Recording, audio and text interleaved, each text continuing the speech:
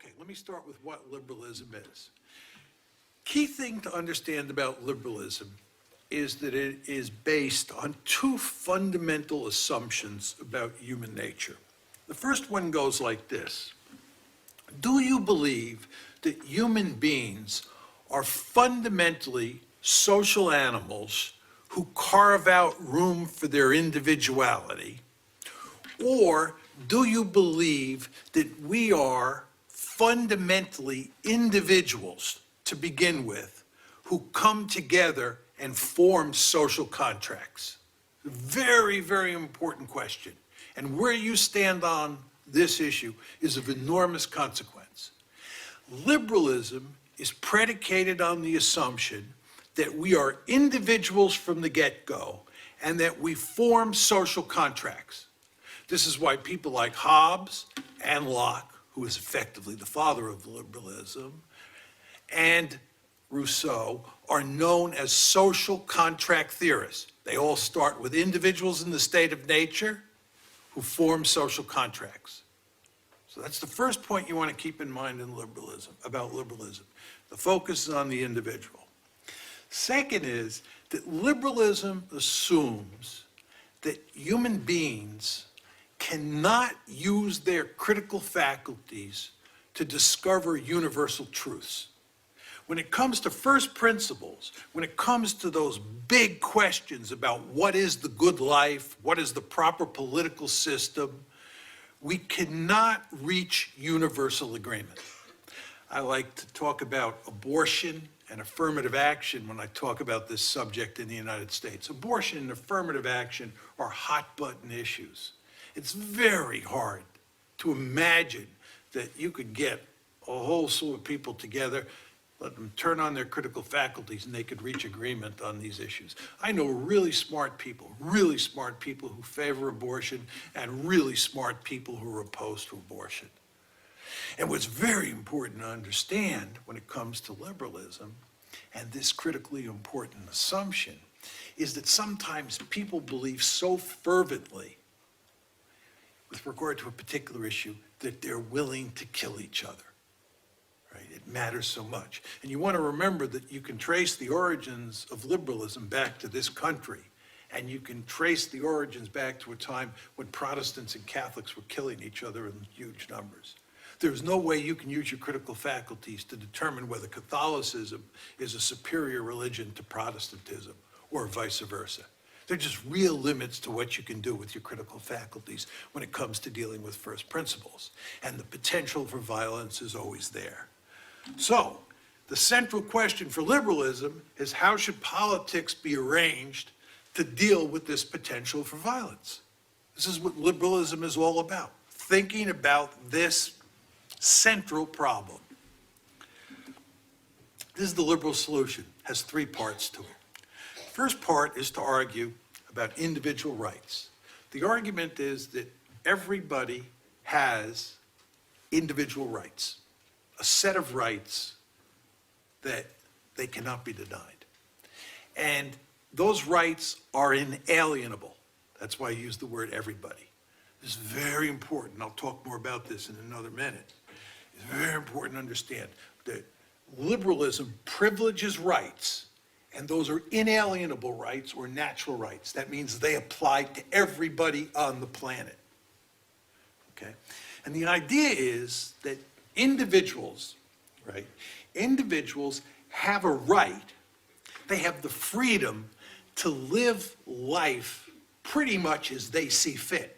Because we individuals cannot agree on what is the right life or the good life, we can't agree on first principles. The name of the game is to carve out space in civil society for individuals to have as much freedom as possible to live life the way they see fit.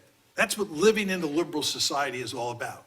It's why I'm very happy that I live in liberal America, right? Because we have lots of rights to do pretty much what we want. Second part of the story is we emphasize the norm of tolerance, because we recognize in a liberal society that there are going to be differences and that some people are going to live in ways that are different than you and in ways that you don't approve of. But we tolerate difference. Again, what we're trying to do here is we're trying to prevent people from killing each other and at the same time allow them as much freedom as possible to live life the way they see fit. But the problem is that tolerance and an emphasis on rights only takes you so far, because there's still going to be some people out there who want to kill those they disagree with and who are living according to principles that they don't agree with. That's why you need a state. There is a very important role for the state in a liberal society, but it's supposed to be a limited state, because if you have a really powerful state, that state can trample on individual rights, and you don't want that. You want to give individuals the right to live the life as they see fit, okay? So those are the three solutions, or the three elements of the liberal solution to the starting problem.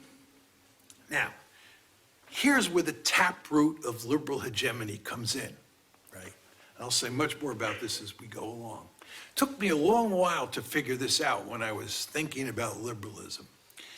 But a theory that's based on individualism and says that every individual on the planet has a certain set of rights quickly becomes a universalistic theory. It's very important to understand that. That's what turns, this is, as I go along, I'll tell this story in greater detail. This is what turns the United States into a crusader state. Right? It's that heavy emphasis on rights, individual rights, inalienable rights, that leads to a universalistic ideology, or foreign policy in this case. Okay, but no, don't want to get into that at the moment. Let's talk a little bit about nationalism. Nationalism's core assumption, very different than liberalism, starts with the assumption that humans are naturally social animals. We are born into and heavily socialized into particular groups. We're born into tribes. Before our critical faculties kick in, we are socialized by our mother and father and by others around us. And individualism takes a back seat to group loyalty. This is not to say that you have no room for individualism in any society.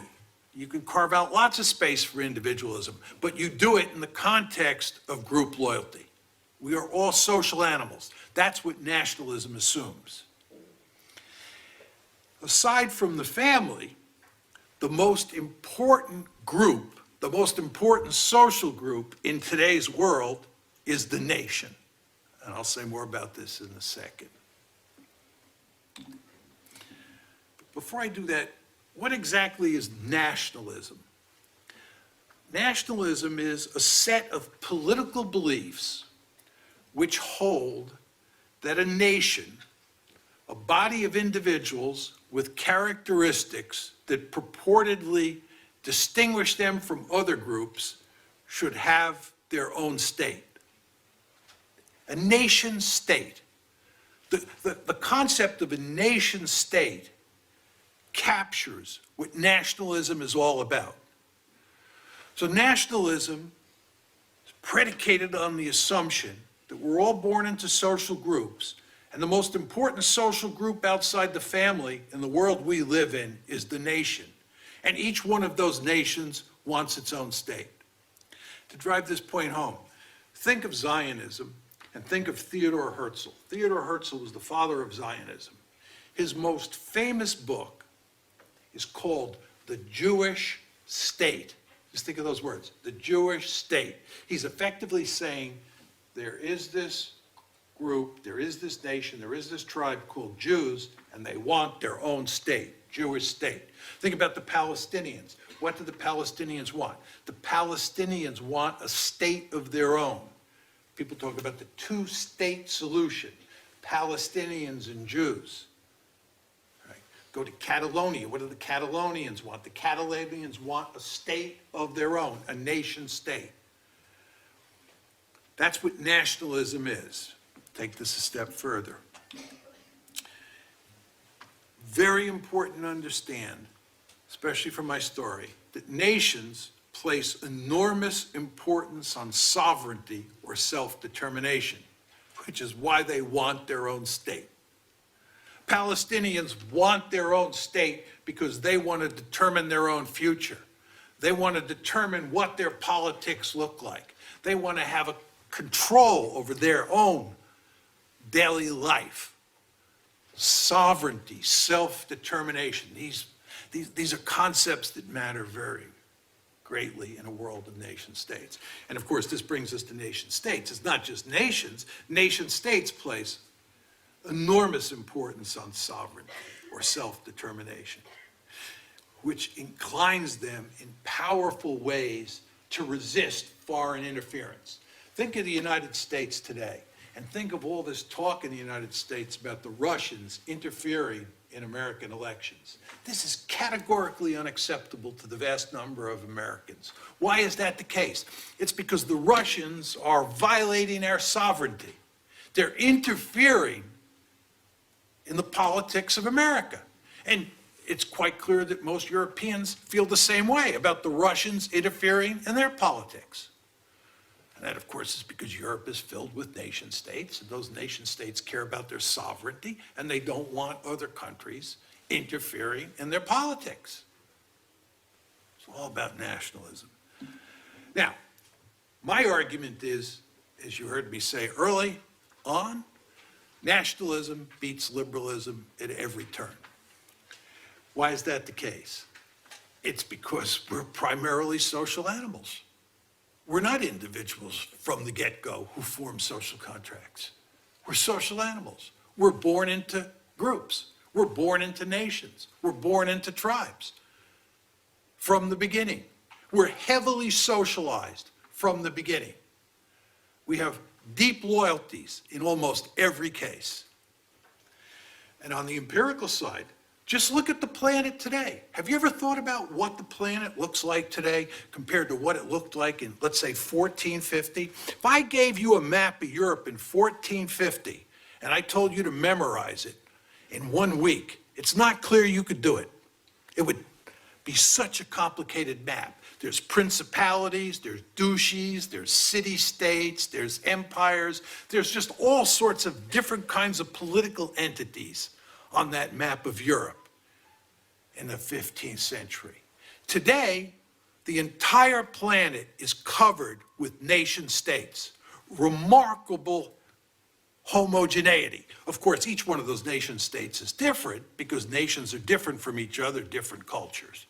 But the planet is covered with nation states. Furthermore, just to compare it to liberal democracies, we have never even had 50% of the states on the globe being liberal democracies. And since 2006, the number of liberal democracies on the planet is decreasing. At the same time, every state is a nation state. Nationalism. Finally, very important to remember, all liberal democracies, this includes countries like the United States and Britain, are liberal nation states. The United States is a very nationalistic country. Britain is a very nationalistic country. Witness Brexit. Okay, nationalism, very powerful force here and in the United States, even though what we talk about most of the time is these countries as liberal countries. I often say to people, if you went to the main research library at the University of Chicago, you would find that half the library is filled with books on American liberalism, yet you can't even find one full shelf of books on nationalism. We say, and I ask you to say with us, lift up your voices in this great meeting in the heart of England, and to all the world a message: England lives and marches on.